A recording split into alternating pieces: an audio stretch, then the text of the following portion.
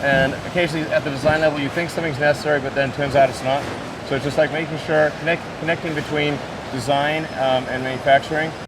Tesla is by and large one of the biggest companies on the planet, and its rise to prominence in recent years is due in large part to not just its CEO and Elon Musk, but the factories that they made to basically pump out new cars and batteries for their electric cars at incredible rates.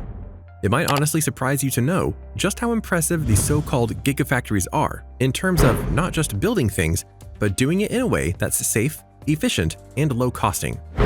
So given that, allow us to show you inside Tesla's $5 billion Gigafactory. Be sure to like the video and subscribe to the channel. Number 8. The need for the Gigafactory. If you're curious as to why Tesla needs to have a thing called the Gigafactory, the answer is surprisingly simple: production. You see, many car factories from various makers put out millions of cars a year. But right now, Tesla doesn't even come close to that. At present, they only make a couple 100,000 cars a year, which, to be clear, is leaps and bounds above the tens of thousands they were able to make even just a few years ago. They've made advances to help do better, but if they want to go and truly revolutionize the car industry, they need to make bigger factories that can handle more production. That's a big difference between the gas-powered cars and the electric cars. Due to certain key differences between the two, electric cars take longer to make and have more processes to handle the finer details. Thus, the Gigafactory's role, like the one currently up and running in Sparks, Nevada, is one that is designed to maximize efficiency and ensure that as many cars as possible are made. So thus, the other Gigafactories that are being made all over the world will have that same focus. People to think about, coming to work here, and we want to make it as convenient and easy as possible. Number 7. Gigafactory Overview. Hearing the word like Gigafactory will likely invoke images of a massive place full of machinery and robots and people all working day after day after day in order to get the job done. And while that is true to an extent, Elon Musk knows better than most that if you want to go and make things work and work as best they can, you need to have the perfect place to do everything in. In an interview some years back, he said he understood that the best way to build the machine is to find a way to build the best machine that builds the machine. Or in more simpler terms, I really think of the building as a part of the product. If you go to one of Tesla's factories, you'll see that they're not just massive, they're very open on the floor, a stark contrast to other factories and warehouses that go and crunch everything in and thus make things a bit dense and hard to get around in at times. Furthermore, the shape and even the location of the factory is critical in that it helps power the building via its solar panel array. At present, the Gigafactory in Nevada isn't up to full capacity in terms of construction and use, but when it's done, it'll quite possibly be the biggest building in the world in terms of footprint. That should give you a very clear indication of how big Elon Musk wants his factories to be to ensure that everything gets built as perfectly and efficiently as possible so that more cars can be made. At present, there are about a dozen of these buildings looking to be set up all over the world. So imagine all of these massive structures pumping out electric cars every single day. This bold strategy will require numerous advances in their current chain of production. Number 6. Humans and robots.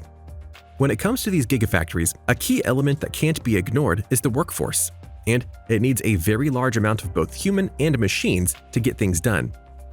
Robots and autonomous machines do a great deal of the work in the gigafactories for both making cars and making the batteries, mainly because you can easily program to repeat tasks over and over again and not have the typical human error that pops up, outside of bad programming, that is. A great example of Tesla using this to great effect is when transporting various cells of batteries to storage or to another area. The robot carriers use GPS and magnets to help ensure that they get to the location in question without much issue. That amount of efficiency is welcome, but also it helps in regards to safety, as these robots, like all Tesla cars, can help go and make decisions on the fly that'll limit workplace accidents. However, don't mistake that for Elon Musk feeling that they are better than humans. Currently, over 7,000 people work in Tesla factories, and even Elon himself noted that at first, they were having robots do things that were silly by comparison to other jobs, so they got the human workers to do them. Plus, Elon also noted that there are jobs that robots just can't do as efficiently as humans, and so both human and mechanical worker are vital in making sure the gigafactories work at peak capacity. But we needed to figure out how could we, as a tiny company with very few resources, actually make a difference. Number 5. Making the batteries. As noted earlier, the Tesla factories and Gigafactory aren't just making the cars for Tesla, they're making the batteries as well. Which might be a little odd to hear at first, because it's typically Panasonic who makes the batteries for them. So, which is it? The answer is both. Because while originally Panasonic was going to make their batteries in Japan and then ship them to Tesla, Elon Musk convinced them to go and just bring their battery making process to the factories. This would eliminate shipping costs, potential delays, and get the batteries into the car that much sooner than before. What's more, Elon Musk is never afraid to go and prod his partners when he feels they're not living up to their expectations and getting them to push harder to make the batteries better. Which worked out well enough that not only was another production line of batteries brought into the factory, but also Tesla and Panasonic inked a new deal to work together until 2023. But being the futurist that he is, Elon Musk is thinking of new ways to make batteries on his own so he won't need help from others like Panasonic, and thus can lower costs even more. The only reason he can't do that right now is production and feasibility. But he most definitely has it in his mind. Panasonic already started to develop and sharing the target with the Tesla. Number 4. Self-Sufficient Energy.